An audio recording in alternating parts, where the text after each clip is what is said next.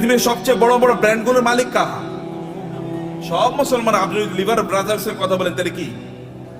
আপনি যদি অ্যাপলস এর কথা বলেন, এমনকি অ্যামাজন, এটা তো একটা মার্কেটিং প্লেস, অথবা আলিবাবা, এগুলো সব মুসলমানরা তৈরি করছে, মানে অমুসলমানরা। সবকিছু, সকল ব্র্যান্ডের মালিক তারা। তাহলে আমরা কি করলাম? আমরা কেবল খাই, ঘুমাই আর টয়লেটে যাই, এর বাইরে কোনো কাজ নাই।